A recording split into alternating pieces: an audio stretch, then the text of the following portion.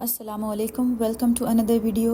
आज की वीडियो में मैं आपसे जो रेसिपी शेयर करूंगी वो है इमली और आलू बुखारे का शरबत, जो बहुत अच्छा ठंडा होता है और आपके मतलब आपको मैदे की में गर्मी हो या किसी भी किस्म की कोई भी मसला हो गर्मी से रिलेटेड, तो उसके लिए एक बेस्ट रेसिपी है। तो चलें जी शुरू करते हैं। यह मैंने दो चीज़ें ली हैं।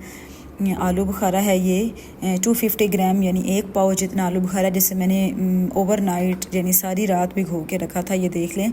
और उसके बाद हम इसमें से इसकी गुठलियाँ जो हैं वो निकाल लेंगे। साथ में मैंने सेम क्वांटिटी में ही इमली ली है, आप कम ज़्यादा कर सकते हैं अपनी मर्ज़ी से। ये बिल्कुल भी खट्टा नहीं होता है। बनाने का तरीका अगर सही आपने बनाया तो बड़ा अच्छा बनेगा। इसे भी मैंने रात को भिगो दिया था, दोनों चीज़ों को। अब इन दोनों के सबसे पहले तो हमें गुठलियाँ रिमूव कर लेनी है, वही सबसे इंपॉर्टेंट पार्ट होता है। आप किसी बड़े बर्तन में डाल के इसे अच्छे से अपने हाथ की मदद से मसलेंगे इमली का, तो इमली की गुठलियाँ तो ईज़िली रिमूव हो जाती हैं। जब अच्छे से मसलेंगे सारा जो इसका पल्प है वो सेपरेट हो जाएगा और आप आराम से उसकी जो गुठली है वो निकाल लेंगे अंदर से। लेकिन जो आलू बुखारा है इसे आपने ओवरनाइट ही भिगोना है, क्योंकि उससे उसकी गुठली को थोड़ा सॉफ्ट होने में थोड़ा टाइम लगता है, थोड़ी मेहनत लगती है उसे निकालने में। तो इसलिए जितना ज़्यादा भिगोया होगा ना उतनी अच्छी बनेगी। अब यहाँ उसी इमली वाले पल्प में मैंने आलू बुखारे को डाल दिया। अब ये देखें, इस तरह हम आराम से एक एक दाने से आपने इसकी गुठली जो है वो निकाल लेनी है। इसी तरह सारे हम जो हैं वो हाथ की मदद से इसे ऐसे ओपन करेंगे ना उससे आलू बुखारे को, तो उसकी गुठली खुद ही निकल आएगी। अब मैंने सारी गुठलियाँ सेपरेट कर ली थी उस पल्प में से, ये देख लें। अब ये बिल्कुल ऐसे है, अभी मैश वगैरह नहीं किया, जस्ट गुठलियाँ सेपरेट की हैं। अब ये सारा जो गुठली वाला पोर्शन था, ये जो अभी मैं पानी डाल रही हूँ, अब इसमें से मज़ीद थोड़ा अभी पेस्ट बाकी था, तो मैंने पानी डाल के तो उसे छान लिया है और बाकी जो गुठलियाँ थी बिल्कुल उसे मैंने डिस्कार्ड कर दिया है। अब ये हमारे पास सारा पल्प बचा है आलू बुखारे का और इमली का। अब इस सारे को आपने अच्छे से मैश यानी आप जग में डाल दें या मैशर के साथ किसी भी चीज़ से अच्छे से आपने मैश करना है, पेस्ट बना लेनी है इन दोनों चीज़ की, आलू बुखारे की और इमली की भी। ये अच्छे से मैश हो जाता है। अगर आप चाहें तो आप इसे किसी बड़े सुराखों वाली जो छलनी होती है उससे छान भी लें। मैश करने से अच्छे से मैश करना है आपने, कोई भी लम्स वगैरह नहीं होना चाहिए, क्योंकि हमें इसका शरबत बनाना है तो बाद में वो पानी में नज़र आएगा। तो इसलिए आपने अच्छे से इसे ग्राइंड कर लेना है और उसके बाद आपका ये पल्प जो है वो रेडी हो जाएगा। ये देखें कितना अच्छा और स्मूथ सा जो है वो एक पेस्ट बन गया है। तो बस इतना ही हमें चाहिए होता है। तो अब हम इसके नेक्स्ट स्टेप की तरफ जाएंगे। ये एक चीज़ जो है वो हमारी डन हो गई है। अब आपको नेक्स्ट चाहिए एक बड़ा पैन लीजिएगा जब भी आप शरबत बनाएं। उसके लिए आपको, मैं जो क्वांटिटी यूज़ कर रही हूँ इसके लिए मैंने 1 लीटर पानी लिया है, ये मेजरमेंट के हिसाब से था। और 1 किलो चीनी, यानी 1 किलो ही पानी और 1 किलो ही चीनी, दोनों चीज़ें मैंने यूज़ की हैं। यहाँ पानी आप डालें पैन में, साथ में चीनी भी डाल दें और उसे गर्म होने दें। पानी के साथ हमने चीनी को कुक करना होता है अच्छे से। जब ये डिज़ोल्व हो जाती है और इसकी एक तार सी बन जाती है, तब तक हमें इसे पकाना होता है। यानी बिल्कुल इतना नहीं कि बस चीनी मिक्स हो जाए और हम अपना पेस्ट उसमें डाल दें, इस तरह नहीं करना है। आपने थोड़ी देर पकने देना ताकि आपका पानी जो है वो कच्चा ना हो, क्योंकि अच्छा सा पका होगा ना तो बाद में ये शरबत जल्दी ख़राब नहीं होगा। तो इसकी जब पानी होता है ना तो पानी के ड्रॉप गिरती हैं हमेशा, लेकिन जब चीनी के साथ ये मिक्स होता है ना और थोड़ी देर पकता है 10 से 15 मिनट, तो इसकी तार बन जाती है, जैसे कि आप अभी स्क्रीन पे देख रहे हैं। जब इस तरह बन जाए, ये हमें वो चाशनी जो हम पकाते हैं ना जैसे हाथ से चेक करते हैं चिपकने वाली, वैसी हमें नहीं चाहिए। जस्ट तार बन जाए, दैट्स इट।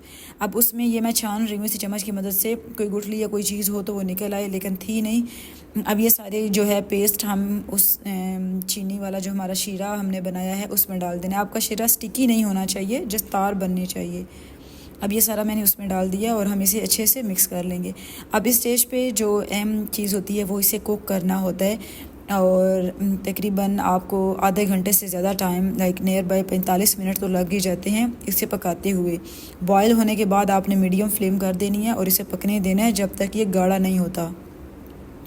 और इसे ये देखें, अभी मैंने तकरीबन ½ टीस्पून जितना मैंने नमक ऐड किया है और थोड़ा सा जो है आधी चम्मच से कम मैंने काला नमक ऐड किया, ये जस्ट टेस्ट के लिए है।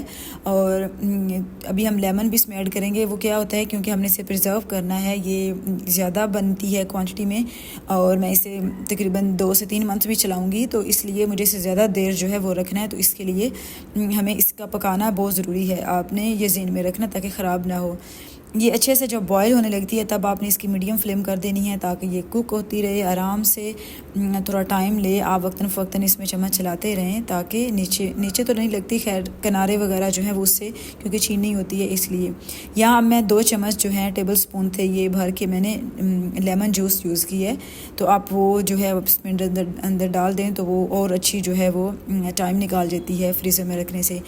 अब मैं इसे तब तक कुक करूँगी, ये देखें काफ़ी हद तक तो होगी थी, हाफ़ से ज़्यादा पानी जो ड्राई हो चुके हैं।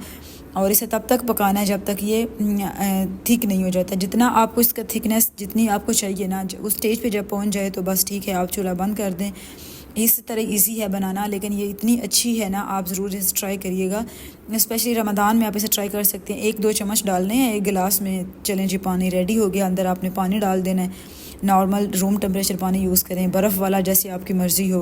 तो बिल्कुल इजी बनाना है और आप आराम से इसे यूज़ कर सकते हैं। और इसे फ्रीज़ करने का, या जो मैं आपके पास साथ जो लास्ट में आगे आकर शेयर करती हूँ आपसे, मैंने फ्रीज़ की है इसे, क्योंकि बहुत से लोग जो हैं वो इस चीज़ पे कंफ्यूज हो जाते हैं कि इसे हम फ्रीज़र में रखेंगे तो ये फ्रीज़ हो जाएगी, बर्फ़ बन जाएगी। तो ऐसा कोई सीन नहीं होता है। ये देखें, अब ये प्रॉपर जो है वो कुक हो गई है। क्लोज़अप पिक्चर आप देख रहे हैं। तो हमें बस इस स्टेज पे इतनी ही चाहिए होती है। आप ये देख लें, इतनी ही जब थी, क्योंकि जब हम इसे फ्रीज़ करेंगे ना उसके बाद मज़ीद ठंडी हो जाएगी। तो चलें जी, आपको चैनल को सब्सक्राइब कर लीजिए, बेल आइकन का बटन प्रेस करें ताकि आप मेरी मज़ीद नई आने वाली वीडियोस देख सकें। और कमेंट्स में ज़रूर बताया करें कि आपको मेरी रेसिपी कैसी लगी। इससे थोड़ी हौसला अफजाई हो जाती है और बंदा मज़ीद वीडियो जो है वो खुशी से बनाता है। ये देखें, ये बिल्कुल प्रॉपर ठंडी हो गई थी। और उसके बाद जो है आपने इसे कोई भी शीशे का कंटेनर ले लें, प्लास्टिक का ले लें, लेकिन उसमें कोई भी पानी नहीं होना चाहिए, बिल्कुल अच्छा सा ड्राई होना चाहिए। उसमें डाल के आप फ्रीज़ कर दें। मैं यहाँ आपको जो गिलास पानी का बना के दिखाऊंगी वो फ्रीज़ हुए में से करूँगी, क्योंकि नॉर्मल तो ईज़िली हर कोई बना लेता है। मेरी 2 बॉटल्स बनी थी, एक छोटी और एक बड़ी, तो ये मैंने फुल कर ली हैं। ये देखें, इसे मैं फ्रीज़र में रख दूँगी।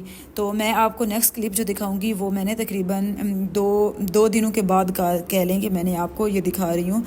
ये बॉटल छोटी है, मैंने फ्रीज़र में रखी थी, दोनों फ्रीज़र में रखी थी, लेकिन ये देख लें बिल्कुल भी बर्फ़ नहीं बनी। आपने इससे छोटी बॉटल जो है उसमें डालें, छोटी कोई भी साइज़ की बॉटल हो, लेकिन जो फ्रीज़र वाली साइड, दरवाजे वाली साइड होती है ना, यानी उसमें आप इसमें रख दें, जिसमें बर्फ़ नहीं मतलब आप बनाते हैं ना, उस साइड पे आप इसे रख दें। और ये आपकी बहुत सारे महीने भी चलेगी और कभी ख़राब नहीं होगी और ना ही ये बर्फ़ बनेगी। चलें जी, आप ये रेसिपी ज़रूर ट्राई करिएगा। अब हम इसे मिक्स कर लेंगे। आप चाहें तो इसमें बर्फ़ डालें, गर्मियाँ हैं तो ज़रूर बर्फ़ डाल के पिएँ, और नहीं है तो नॉर्मल रूम टेम्परेचर पानी पे डालें, इसमें डालें और दैट्स इट। मिक्स करना होता है। और आपने इस इमली के पेस्ट को उतना ही ऐड करना जितना आप शुगर खाते हैं, क्योंकि इसमें हमने चीनी डाली है ना, तो अब बहुत ज़्यादा डाल देंगे तो वो बहुत ज़्यादा मीठा हो जाएगा। तो आपको उतना ही डालना होता है जितना आप मीठा जो है वो 1 गिलास पानी में पी सकते हैं, तो उसी हिसाब से ये करना है। उम्मीद है आपको मेरी जो आज की रेसिपी है ये अच्छी लगी होगी।